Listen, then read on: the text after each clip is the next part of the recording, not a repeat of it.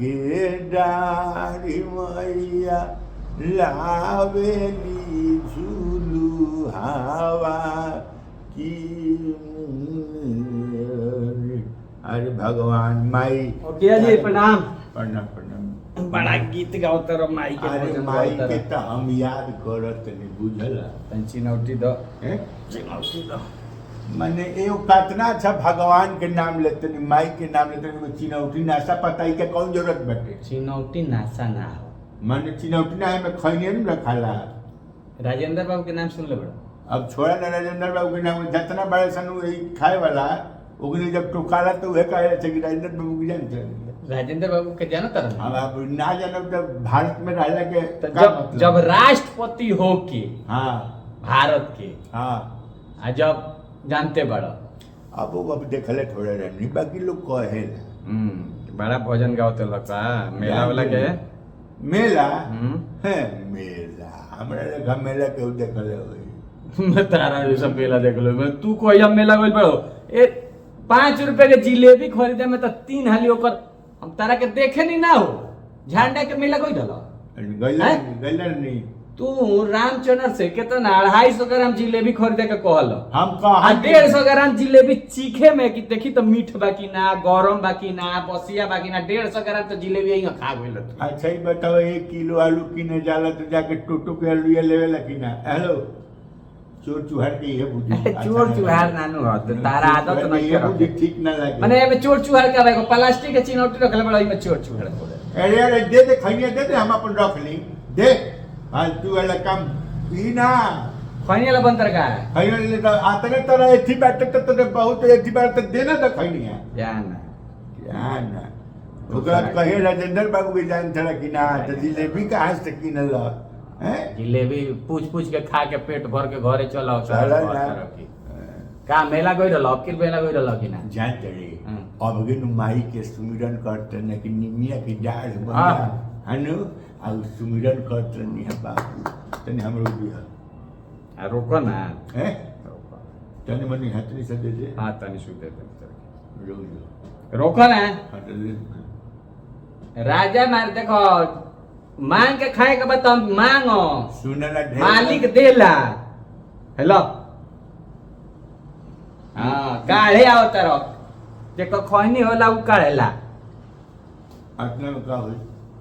कान में डाल लो छोड़ा ना तो बताओ ना ई क्या करे के बाद हां कहां दूर का मेला गई रहल काल ये करते रहो प्रसादी खा के कैसे पूछल जाला है तेरे भाव सुना ना का भइल न बाबू बूझ जो कि मेला तो हम जो देखन तुम का हम कही कहाँ गए माई से ये कहत नहीं है कि हे माई ऐसन फेरा में हमरा के मत डाली कहाँ गए रहो काल तो बबुआ बुझा कि मने नैनी के जो पंडाल बनल बा छापरा नहीं छापरा नैनी बड़का भालू बनैले बहन को के नैनी फकुली हां हेगो भालू को के बनैले है भालू हाँ। भालू बनल बा कि मने एकदम पंडाला बा पंडाल एकदम कांदरा बनल बा हां हां कांदरा बनल हैं? हम देखनी जान छे बाबू ये बुझा कि कल हम गईनी अच्छा जैसे ही गईनी मिजाज तो पर्सन हो गई देख अच्छा सब लोग घुसत रहे हम कहनी कि बहुत भीड़ भाड़ बा धक्का धुकी बा हां बूढ़ापा के शरीर बाटे मान ला धक्का धुकी में तू अगर मान ला घुसत अड़ा के हो तनी दाहिने बाएं कर देलस हैं गड़बड़ा बैलेंस तो बनी ना आ कहीं छिटा गइल तो फिर दूसरे लाग जी हम गनी ना सब जन जात रहे ओमे घुस जात रहे हैं सुरंगवा में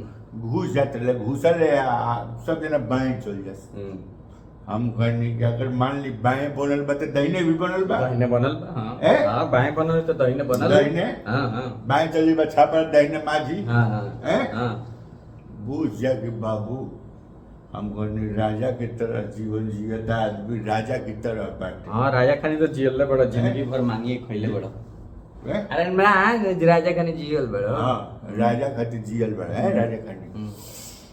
सब जना बाएं जाते हम दाहिने गई दाहिने चल गई गईनी दाहिने हम कहनी कि अब माई के मूर्ति आई अब माई के मूर्ति आई अब माई पंडाल में अंदर घुस पंडाल गए। में अंदर पंडाल में से घुसनी, सुरंग में घुसनी, दहीने ओरी जब गईनी चला चला चला चला था, बोली बाप रे बाप की कैसन पंडाल बनले बड़सन हां जान तरा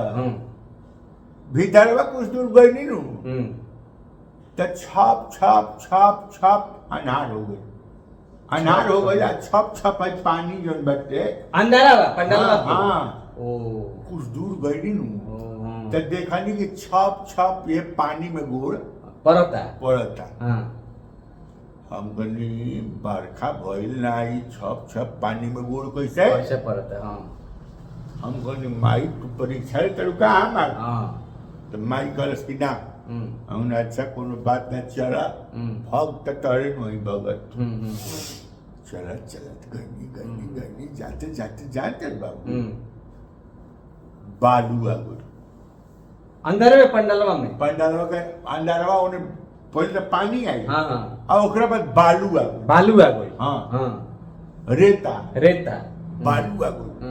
जब ये बालू आ गई तो हम कहनी कि बालू भरले बड़ सरकार है। हाँ पंडालवा में हाँ आदमी एको को नहीं खेलो एको बने हाँ तो ले तो हम देखा तनी कि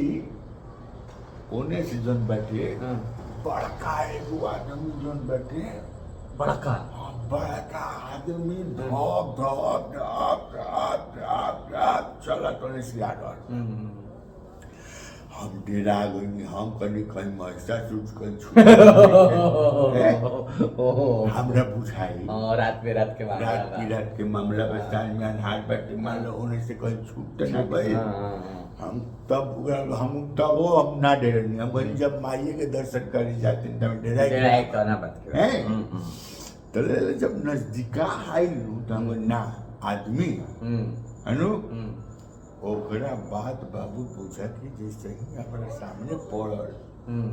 तो देखनी कि एकदम फर्स्ट क्लास से स्मार्ट लिखा, स्मार्ट लिखा है मेला में फर्स्ट क्लास एकदम जन बैठे हमारा पूजा का जैसे मनावे के हमको देखले बनी इनकरा के देखले बनी देखले हां हां कोई हो कहां देखले बनी हो सकला कहीं नहीं हो देखे आई लोग हां मेला देले हां याद कर लगनी कि कहाँ देखले बनी फिर हम ककरो को नहीं हम हेलो हाँ इन्हें आई सुनी हाँ अइले तो कहले कि जी बोला जाए अरे ऐसे भारी आवाज में तो हम कहने कि कहीं हम रउआ के देखले बान हम याद नहीं थे पड़ कहले कि आप मुझे देखे होंगे मैं यहीं पे रहता हूँ। अच्छा वही पंडालों में हम कहीं पंडालों में रहते हैं का इधर हैं पंडाल नहीं है नैनी बोले नहीं ये नैनी नहीं है हमारी नैनी नहीं है तो कहाँ है पंडाले में ना हम है तो कहले कि नहीं आप जुहू बीच पे हैं नैनी भाई पंडाल बनल बा ओमे तू घुसल आ जुहू बीच बम्बई कहले कि जुहू बीच है। हम कहले जी जुहू क्या होता है तो कहले ये जुहू बीच है ये मुंबई में आता है। हम नैनी में हैं बोले नहीं आप नैनी में नहीं हैं आप तो जुहू बीच पे भी निकल गए ये तो मैं टहल रहा हूँ मेरा नाम अमिताभ बच्चन है। अरे माई अमिताभ बच्चन उहे बाद में नामवा अपन धैले नु तब हमरा पता याद पड़ कि ओहो सिनेमा वाला अरे तो नैनी तो छापरा लगन बा हो उहे नैनीए के दस्तुरंग में हम घुसल रहनी आई भलुया बनल बकरा बुहन घुसल हवा में घुसनी सब लोग बाएं जाते रहे हम दाहिने चल गए अब सीधा जुहू बीच में अमिताभ बच्चन लगे निकल गए अमिताभ बच्चन ढाप ढाप ढाप ढाप आओ चले हैं। अब बुझेला हम जब कहले अमिताभ बच्चन तो हमरा बुझाई कि आँखिया के सामने अंधार छा गए हम कहनी कि बाबू आगे के टागे हम जाए कैसे कल जानते रहो हम गए रहनी मेला में तो बड़का झुलुआ ना लगेला अच्छा बड़का झुलुआ हाँ बड़का तो मेरा हम ना चढ़ती 250 ग्राम जिलेबी ले ले रानी। अच्छा। हम कहनी कहाँ बैठ के खाए ढाका धुकी बा। हाँ। तेल बढ़िया की झुलुआ पे बैठ जाई। झुलुआ बस की बात कहीं आ नीचे गिर जाए तब अरे झुलियो लेबो गिर जीबो तब तो देखल जाई ना, झूले जिलेबिया लेबो गिर जाए तब जिलेबी के हम गिर जाई हाथ में पॉलिथीन में पकड़ ले रहनी। हाँ। हम गिर जाती जिलेबी के गिर जाई ना, ना। रस तुमको चुही ना दे हैं। हाँ ठीक कहते रे तोरा लेखा मखर दुनिया में केहू बाटे ए, कोई मखर- प्लास्टिक ओकर खा जी बतू अरे तो सुना तो बतिया। चला ना भाई बोला ना अब बुझ जा कि एगो जिलेबी निकलनी हाँ। हम कनी आराम से खातनी हाँ तले झूला शुरू भई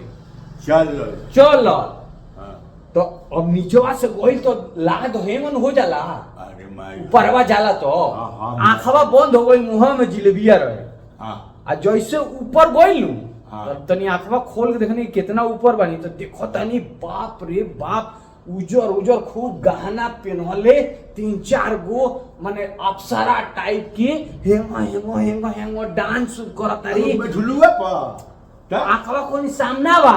ए? झुलुआ ऊपर से देखो तनी सामने हम जिलेबी खाता नहीं हाँ आ देखो तनी हेंगा हेंगा हेंगा हेंगा हेंगा हेंगा हेंगा हेंगा डांस होता बे वो जो धुआं भइल बा हाँ। हम कोनी कहां आगनी तले आंख बंद कोनी फैन लियाई तो देखो तनी फैन अभी तो मेले में बनी झुलुआ पर ई रोलो का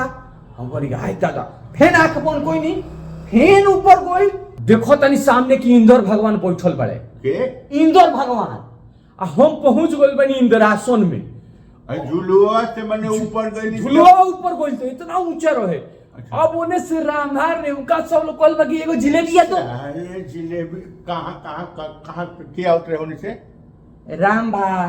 मेनिका हाँ हाँ उ लोग दौड़ल बा कि एगो जिलेबी बबुआ ई का खातर ओ बाप रे बाप सुनना पहले इज्जत से तनी रह जी बेनू तो बड़ा अच्छा मन है इज्जत से का रह जाए। ना इक्के लोकल तोरा झुलुआ पर से ऊपर बा अरे इतना ऊंचा झुलुआ रहे इंद्रासन में चल गई रहे। अच्छा, तोरा मैंने लोग इंद्र भगवान लोग हां इंद्र भगवान बैठल हम गोल लगनी हां बोल लगा हां हैं और रामभा आवत रही तरह से मिले तो रामभा ना उतर जल्दी हटिए से नहीं एगो बात बताओ साले मारब लापर से ठीक हो मैं काहे मोड़ब तू अरे साला तो तोरा से मिले ऊपर रामभा आवत रही आ तू नैनी